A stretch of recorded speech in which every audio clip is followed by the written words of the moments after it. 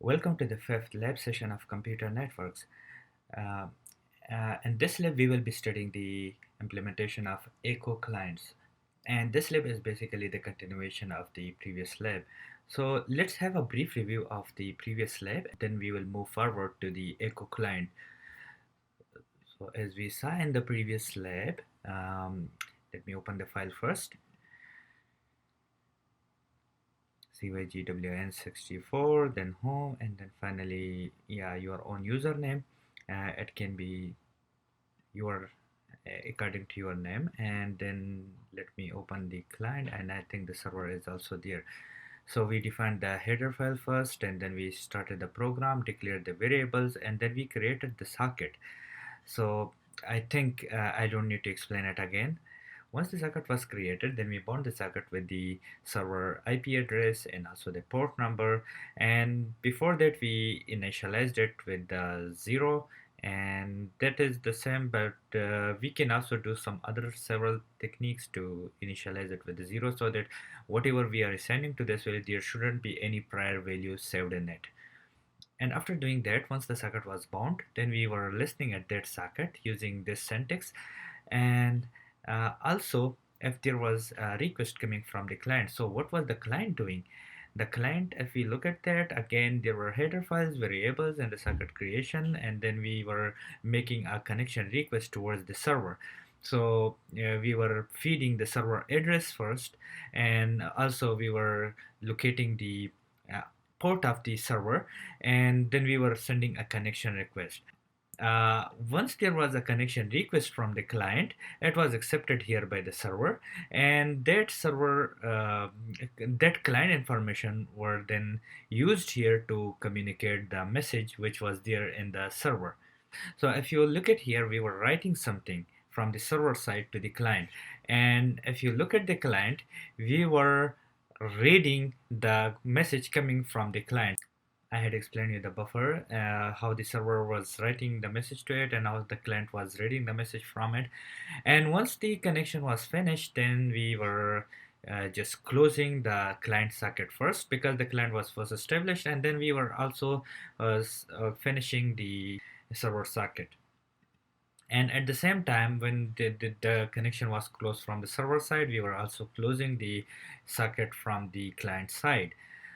So that is what we had studied in the previous lab, and today we are going to study the implementation of Echo Client, and that is basically the continuation of the previous lab. What is Echo? If you are in a completely vacant room and there is no one there, here for example, this is the wall and this is you just shout and your voice is strike up that wall and it reflect back to you and you hear your voice again. So the same thing we are going to do in today's lab. We want to create a socket that listen to its message that we sent there.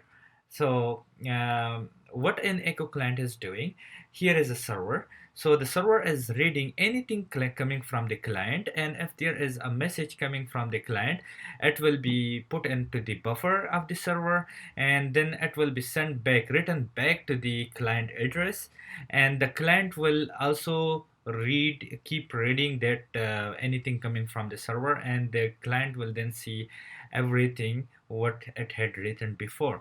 So what is happening here? Firstly, the client will go through all those processes like the socket creation, connection request, uh, and then once the connection request is accepted here, then the client will be writing whatever it likes.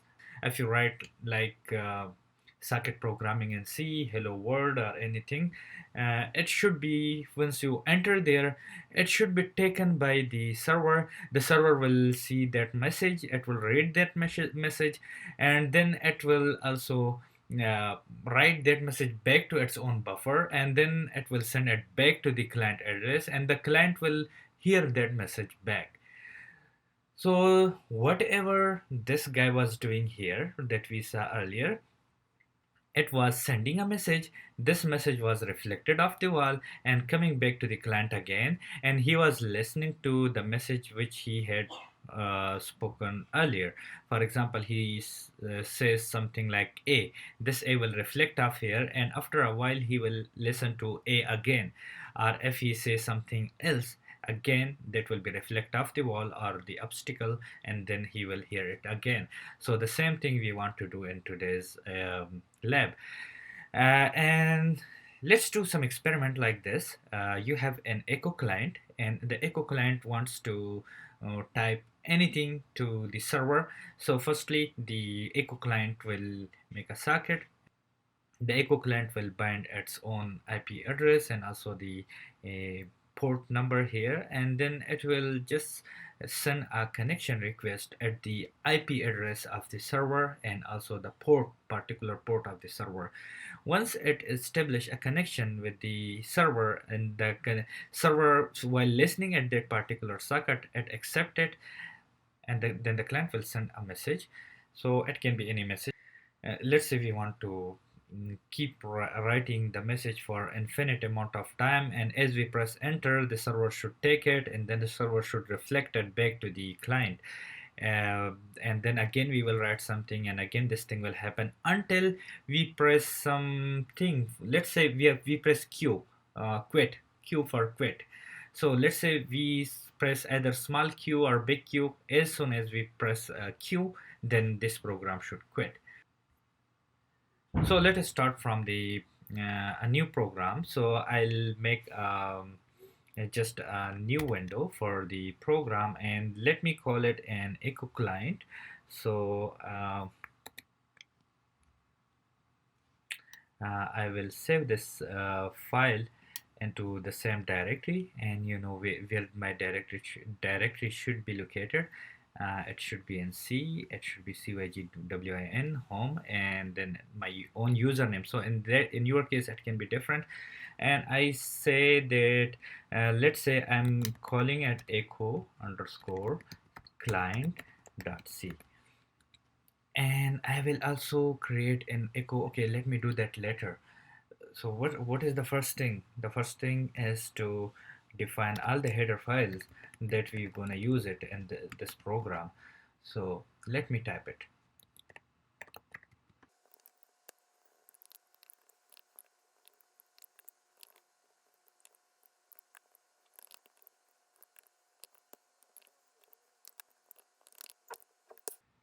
After declaring all your header files, then we will start with our main program. So I should start here.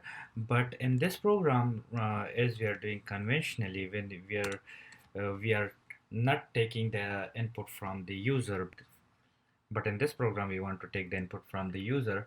So in that case I should define this argc, argc, and also argv. So conventionally, when we were writing before the programs, we were not taking these two arguments.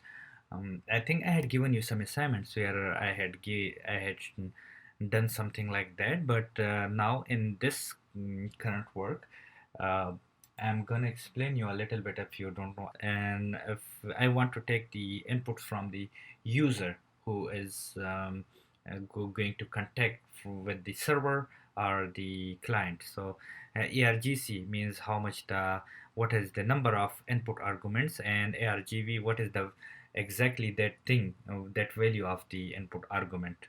So that is the variable character that you input there, and this argc is the number of the variable characters that you are sending.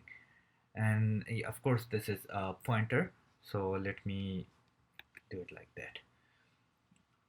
And then yeah, I should do it like return 0, otherwise I may forget it. And then let's start with the program. So before, I may need the integers or the characters or some structure. So let me declare everything first. So server underscore sock, I need a server socket, and I also need a client socket, and then I may need a buffer, right? So anything coming from the a client in the form of a message, I should save it in the buffer, and that buffer should have a value. So let me define the buffer size here. So I should define the define.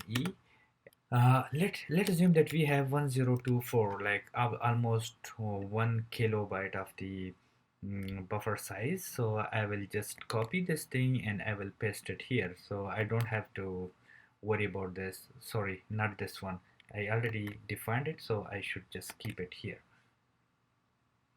And then we have the integer for the string length. Then we need to also declare the structure, since we are using the socket input address, which is for the server, and let's say server ADR for brevity, and then also I will say struct um,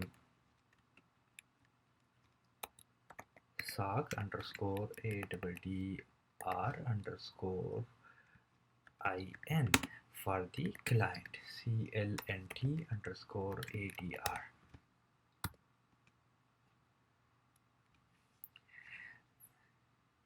So since I'm taking the input from the server input, so once you are typing something like that, for example, you are typing dot slash server, and then you are going to type the some, for example, the port address is 8080.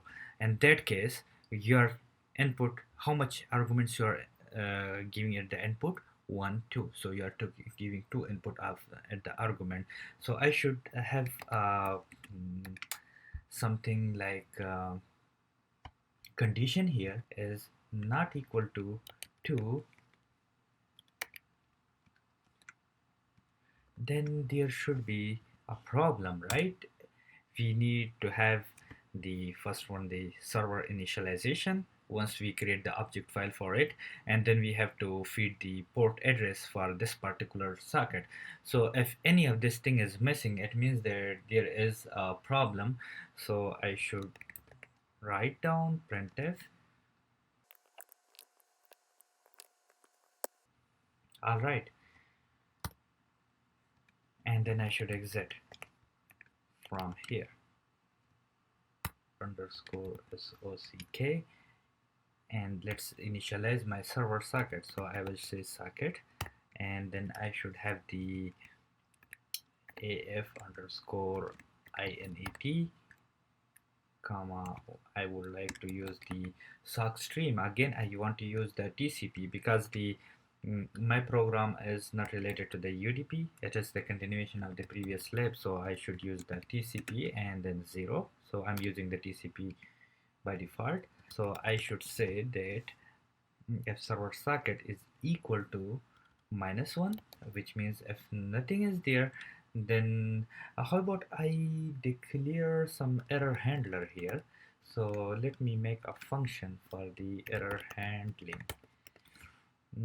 Okay, before doing anything, I would like to define the error handling function here. So void error underscore handling, and I think it should be a character, and then there should be some input message at the input argument, so the message should be there. And let's define what this thing is: error handling, and then character, and then star, and then message.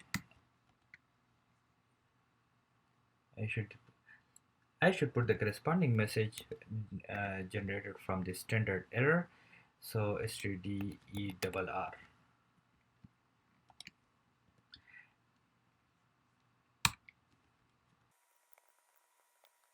And then we should exit from here.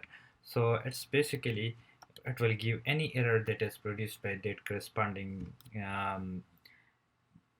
message, and the error message there is socket error. So this will show the socket error, and then finally it will exit. So before in the previous program, I was doing if and else, but here I don't have to do that. Just I will just keep writing the error handling, and simply I will put the error here, and that will pass to that function I just defined, this one, and it will show us the error, and then it will exit from there. All right. So uh, let's once the socket is created, and if there is no error at the socket, for example this condition is wrong, if there is nothing, it will just skip this one and it will uh, initialize it. uh, so there is something like the previously we used the b0, b0 and this one is almost similar. Both are initializing the variable from or the buffer or anything from certain value.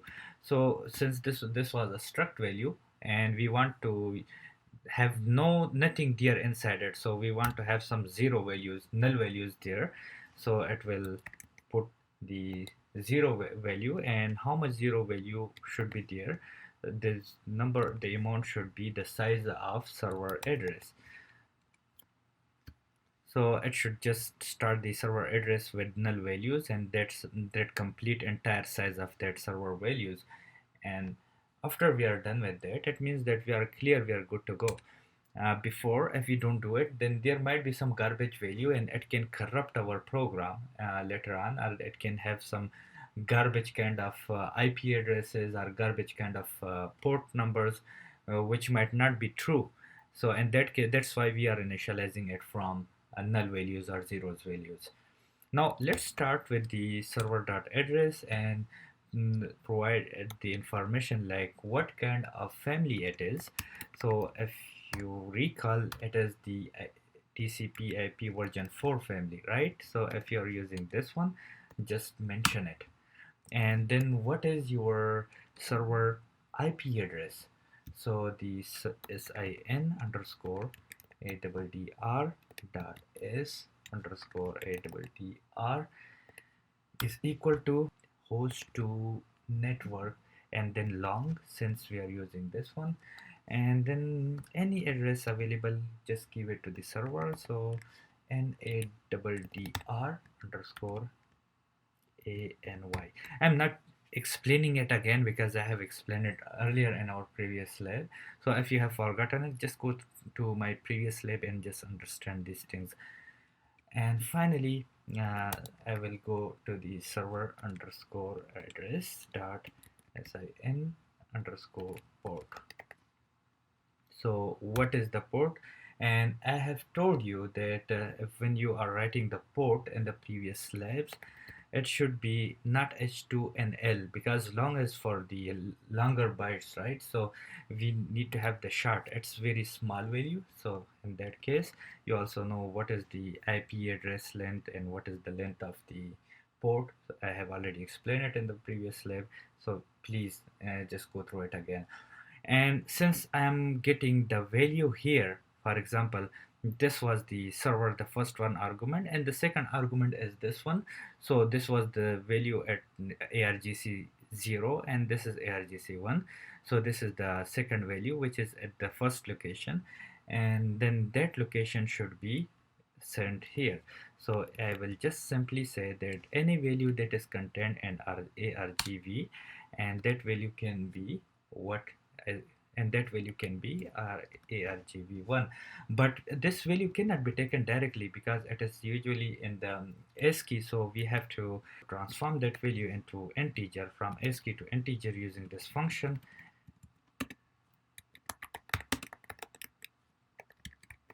And this is now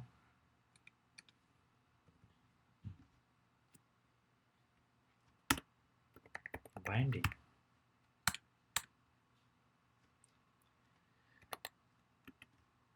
So the story is almost similar. If there is no binding, for example, then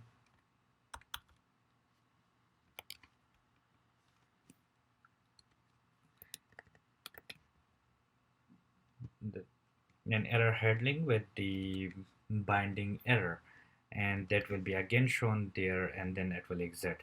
So I should say binding or bind error, like I should show the particular function like that. So again it will pass to that function and it will just finish. But what should be there inside the bind function? So just please write it down. It is server underscore socket. So it means that the server socket is not properly connected with the IP and port address.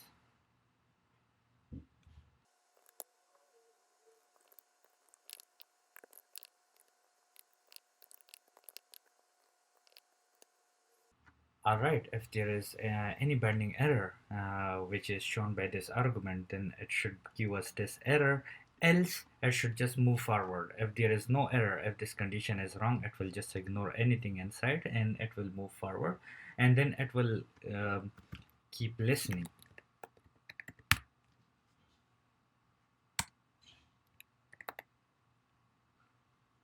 So let's assume that we say that it is keep listening to the at the server socket, which it is binded with IP and port, and that is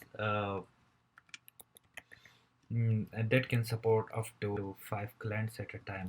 But if there is nothing there, then there should be again an error handling, right? And what should be the error handling? The error handling would say that there is listening error. So I will say listening, and let me do that, and error or lesson error. It will be better if you write down the lesson error. So it is not listening.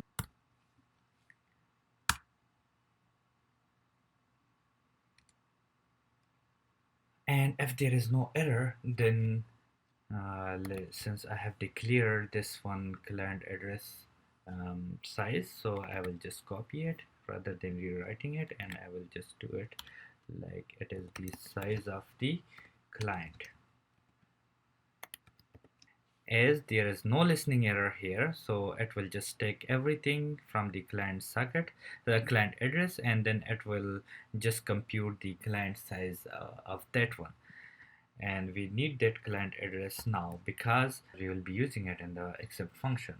So let's make a loop for um, I is equal to 0, since I have almost 5 clients supported here, right? So for each client, if it is coming here and there is some request from the client, so for each request I should make a child process, and it should be less than 5, and for each client I should have a proper attention, so I should do a I plus plus. Since there are 5 clients, so I can accept the connection up to 5 clients here. That's why I'm using the for loop. Client underscore sock is equal to accept um, it will see ept, sorry for the spelling.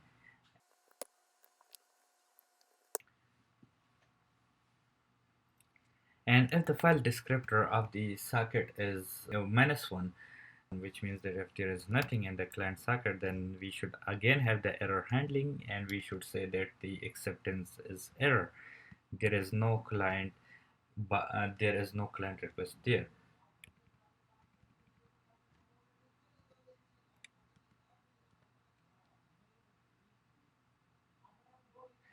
And if there is no error, then in that case we should say that our connection is established. Our connection to the client is this one. Since we have 5 clients, so for each client we should say that connection to particular client is this one. So as long as I have 5 clients, it should be keep doing it, and for each client then it should have an infinity loop. So I can say that if there is no the anything coming from the client, as long as the client is connected and it is sending a message, just keep reading it, and once we read the message, we will store it into the buffer, and that buffer message will be retransmitted to the client back.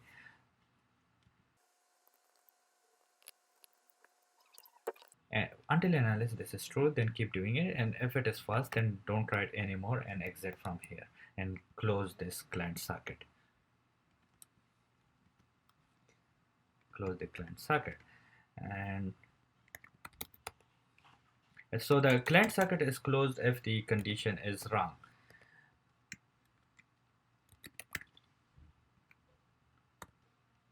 And once we are done with all the 5 clients that we are serving there, then I should also close the server socket, and then that's it. So we are almost good to go. We have written the I'm so sorry, I have written it for the client, but it should not be for the client echo client. It is for the echo server. So I should resave it, and I should call it echo underscore client server, server.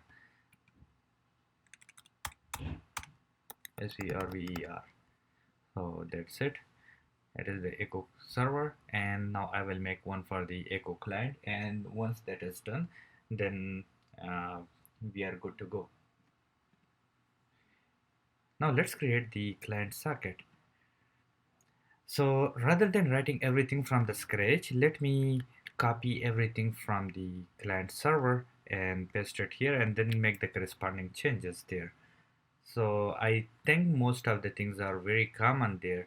Yeah, and the client side, uh, it is quite similar almost. Then again, we need a buffer, so we will leave it as it is.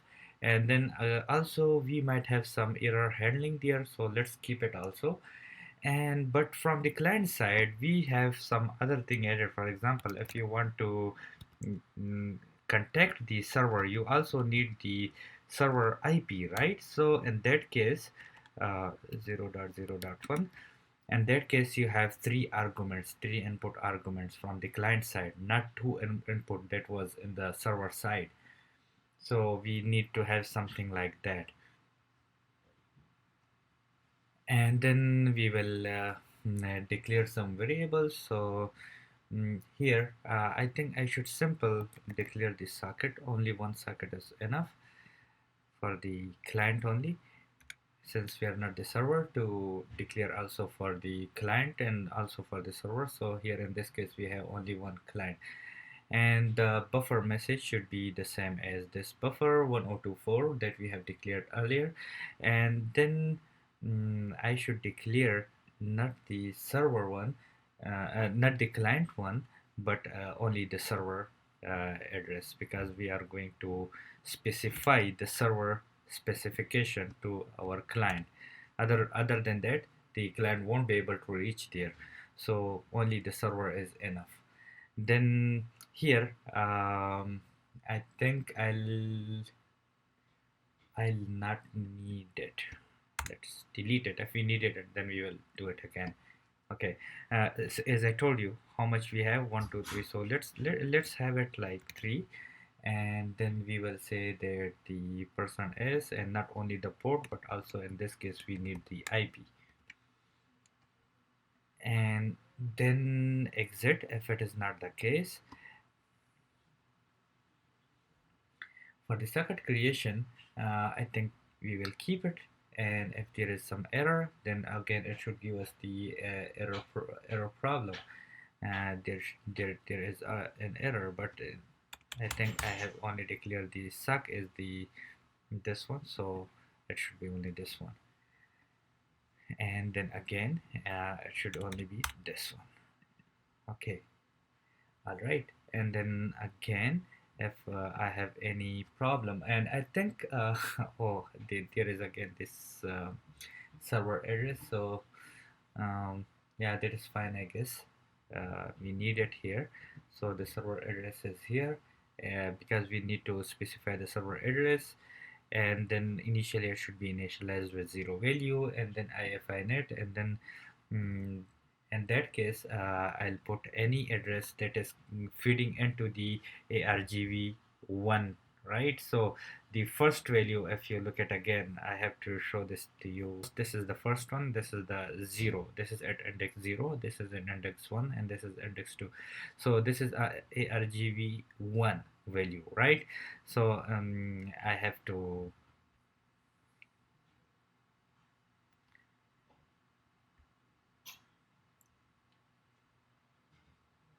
rather than this, I will take the value from the users, and that is in the argv1.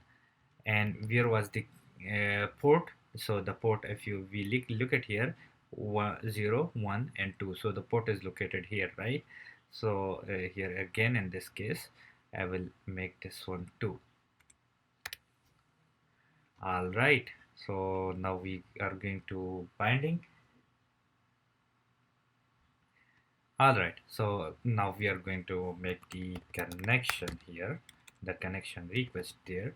And for the connection request, we should make a connection request from the sock to the socket, the server address, and it should be the size of the server address. And if there is nothing there, then there should be a handling error. And rather than binding, I should now write the connection error. And if it is not the case, then I should just write down that else. And what should I write? Connection is established. So connection is established, and then I will just put the semicolon there. And Uh, yeah, since it's not the server, it's the client. So here, I'm not listening at all. So I will just delete this part. I'll delete it, and also I should delete this part, and I should also delete this part. And I should say that it is not listening, but it is communicating now, right? It is sending the messages to the server.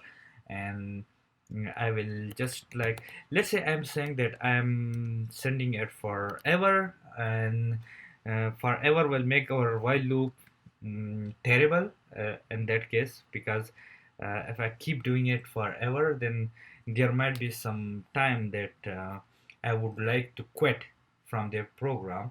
So in that case, how about using some condition here? So if I say that if puts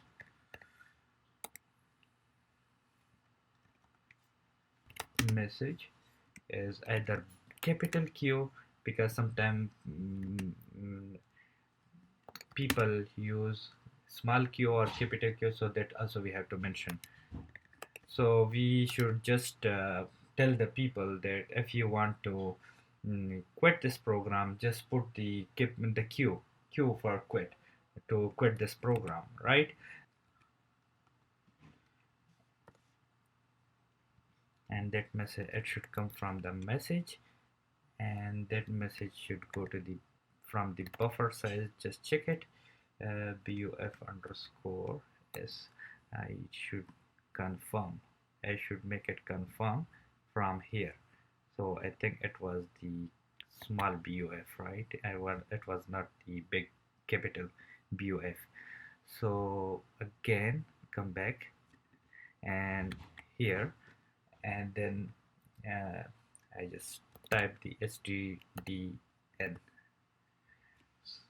Okay, so anything coming, anything you put here, and it will just, if you put capital Q or small q, we will just put a condition there, that if string comparison strcmp, if anything in the message, and the message is the buffer, right? So if anything in the message is comma q, small q, let's say I say that it's the small q backslash n, r is this one, sorry, I have to go out of this, and then r is this one. And if there is, again the same syntax. So sometimes the people type capital Q if your caps lock is on, and sometimes the people do the small q. So we don't want to mix it up. So let's, for the safe case, we are putting not only the small q but also q. If someone press either a small q or the capital Q, then break this program. So the while loop is running for infinity amount of time here, and if someone put either there is a message that if you wanna quit, then put the Q, so the people can press the small q or big Q. So if there is anything like that, it will break this program, right? Yeah. So if there is any thing like that, then write that message, and then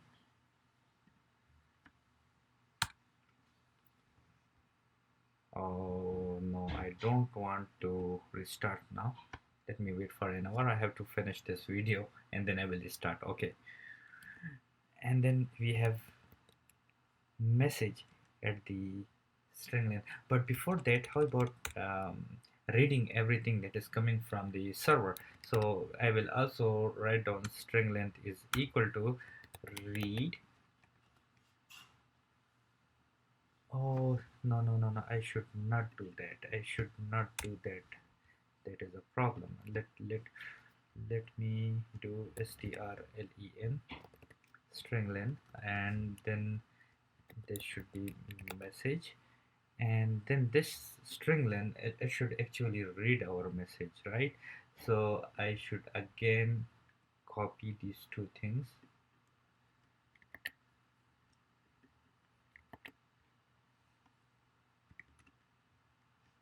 and where was the buffer size? I use this one, and here. So don't go to the end, but just read it from the -1 and keep reading it. And then what was the message? So the message is in the buffer, and what is the buffer? So I will just copy this one, the byte length that was right there. So I think I should put it here, and if it is equal, okay. And once we read that message, then I should simply print it out like message was from the server was message from the server person is, and then comma, and then I will sorry, I should not put the comma there, but I should put the comma after the double quotes, and then I will put the MESSAGE. Okay, and then I will just put the semicolon, and yeah, I should have to finish the while also, and then I will close the socket, but not the client socket. I should close the socket in that case. I think it was the loop from, then I don't have the for loop that was finished, so I should just delete it, and then I don't have any server socket, so again I should delete that one. So I think I'm good to go.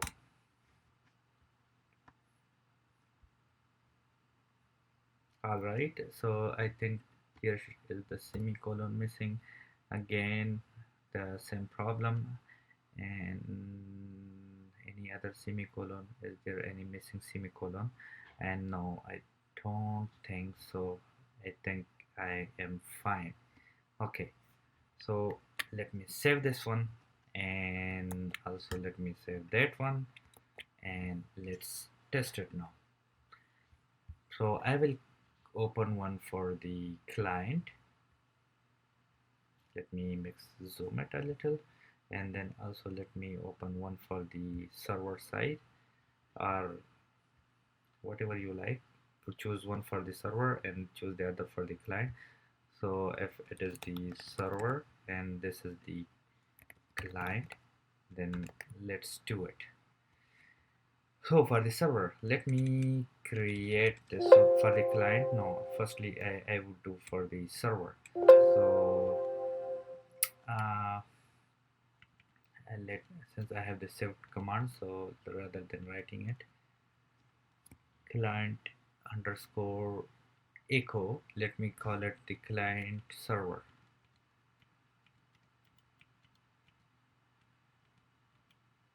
Okay, let me write it down. Client underscore server, and what is the program? Echo underscore client dot, no, not the client, but it should be the server because I call it the server echo. Oh, oh, something very wrong.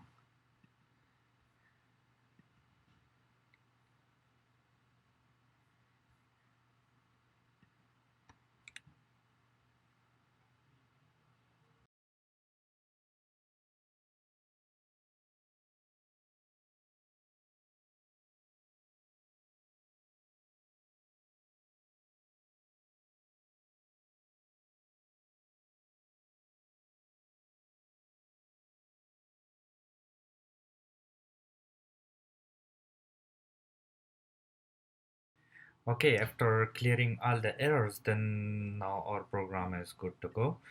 So uh, I hope you will also encounter error while you are writing this program. So be careful with that. And even if you have the error, it's the beauty of C that it will tell you that which line and which syntax you have error, and you have to clean it up. Mm, Now I will just make the object file, and after, for example, for the server, I'm calling it server echo, and likewise for the client, I will call it the client echo, and then I should have the executable file there, like the echo client and echo server. Now I will run the uh, backslash client uh, echo server, and I should not put the exe, and I should say 1122, for example. This is my the echo server listening port. Now let's come to the client. In the client, I have to specify the server IP address as well. But since it is the same computer, so I will use that 127.0.0.1. And then I can use the ECHOCLIENT instead of .exe. I should put that one. And just for a simple remarks, for example, I wrote some 1122. I'm only writing the port address, but I'm not writing the IP address. In that case, if I just put it, it will ask me where is the IP, and that we have specified here in the client side. So if your arguments are not 3, then it should ask you this thing. So in that case, it will be asking you that please enter the IP address as well. So for that case, you have to specify the server IP address. So in our case, it is our own, but if you are using some remote computer that is your server, then in that case, you should use the remote IP address. Now, if I want to run this server, so let's say I'm running the server from server echo 1122, and now I am I'm accessing that server, but we also have to specify the IP address. So now if I have to quit, then I have to either do capital Q or the small q. Otherwise, I am writing, for example, programming and C. I will just write it down, and it will goes back to the server. The server will write it into the buffer, and then it will send it back to my client, and it is writing message from the server. So if you see there, then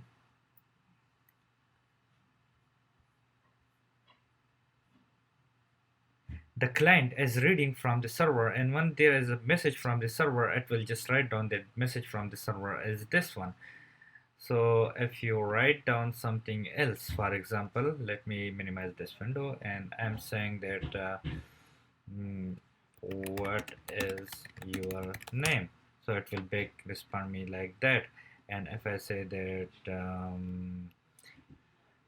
hello world, again it will respond me like that. And if I want to quit, I will just simply press the Q, and it will just go, and it will be quit from there. So that's it. And now coming back to this example, and we are done with that. And I think you now understood how the client echo client works. Just go through this message, and then why we are using this thing, and then this is a bit different from there. So just take a look at this one and understand it. It's again getting the data from the server. It is reading byte by byte and then incrementing the counter and then reading it. Now let's see how the TCP the working principle of the TCP. So previously we saw that we declared a buffer in our application and our socket. So that is our application buffer. But rather than that, there is also a buffer in the TCP. And the TCP buffer, when the data is even out from our application buffer, it will still retain in the TCP buffer.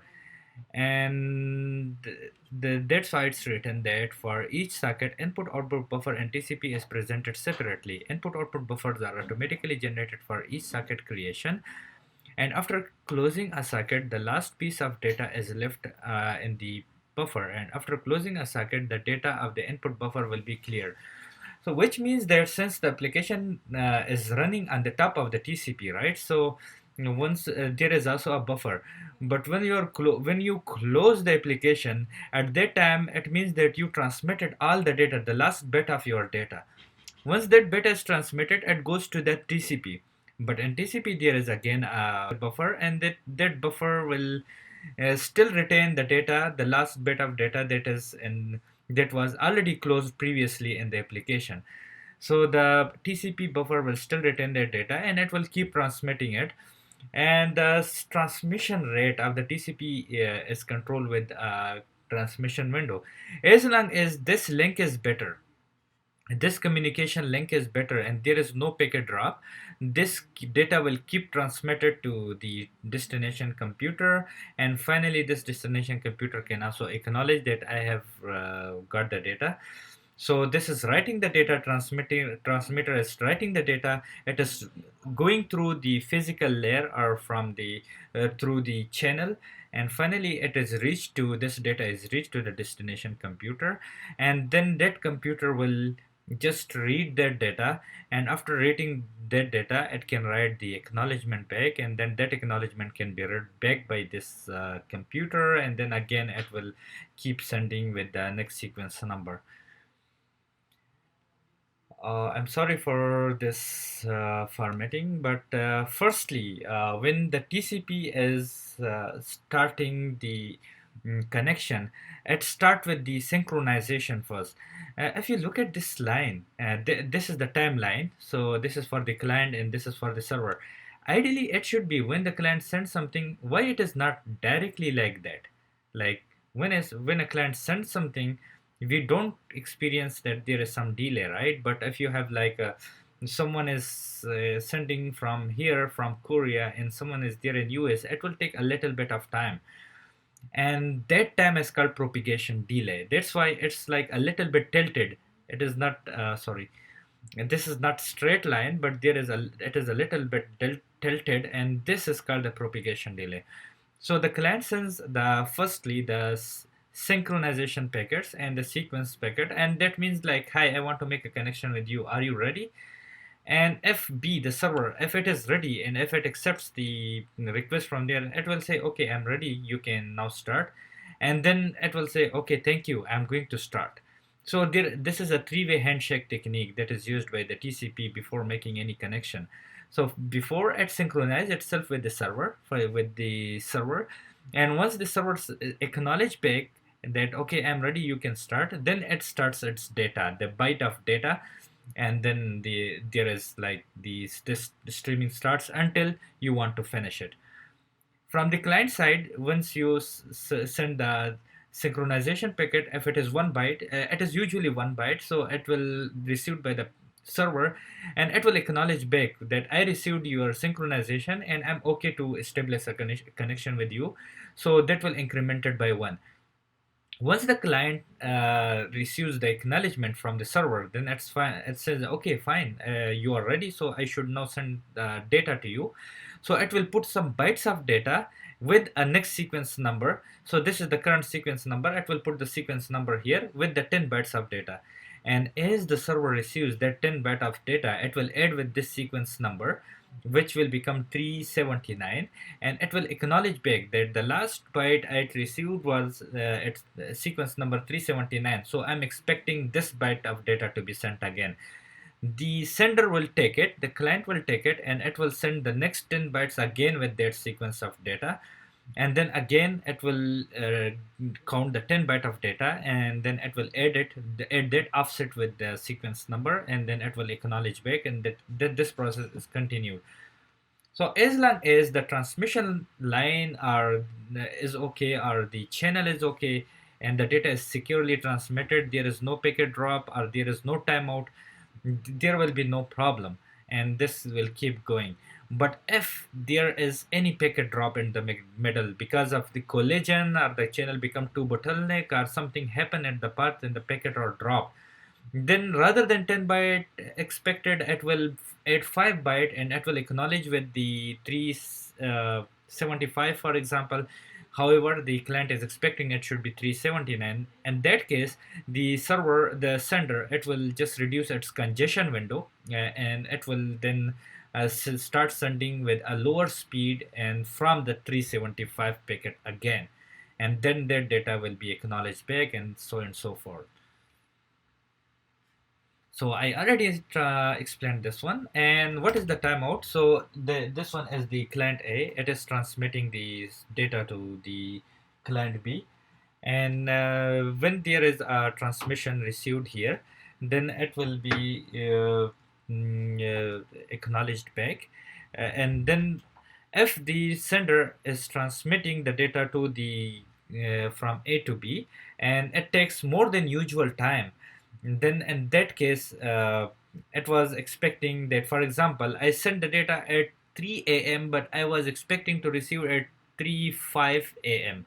It's just like an example. So like I was expecting to receive the acknowledgement from there in 5 minutes, but it's not received in 5 minutes. In that case, it will retransmit that byte of data. It assume that my sending packets are lost because of collision or anything that happened on the way, and it will then again retransmit the data at that particular sequence number 1301 again. So that means that if the acknowledgement is not received at that designated time, it will assume that it is lost, and then it will retransmit the packets again, the data again. Please remember, there are like different types of TCP, and each TCP is designed for different applications. For example, there is the TCP Reno, TCP Quebec, TCP SEC, TCP Vegas, Westwood. Lot of TCPs are there, and if you want to read more about the TCP, you have to look for it. Currently, the Google, they are using the TCP BBR, and that BBR TCP is every time checking the channel condition, and then based on that it is sending the data. And it's not like it's used to, if there is like any buffer in or something in the network devices which is creating delay, then that delay is controlled. Anyway, there are like for different application, different TCPs are used, and currently we are talking about a standard TCP, but there are still some other TCP. But yeah, the basic function of each TCP is similar. There is just a little bit modification that is done as per the required applications. All right, so once the TCP connection is established, and it will take some time till once the data is running or once the data is being transmitted. But when you want to close your application, at that time there is a finish message sent, a finish packet sent from the sender or from the client to the server. And once the server knows that, oh, there is the client want to finish the process, and that time, okay, I'm fine with finishing your process, and it will acknowledge, and also it will send a finish message from itself too. So then once it receives the finish from the server side too, it will also acknowledge that finish, and it will just close the connection, and that is the ending of your TCP connection. So the TCP started with the synchronization, and it finished with the sending a finished packet. And that is it for today, and I will see you in next lab. Thank you.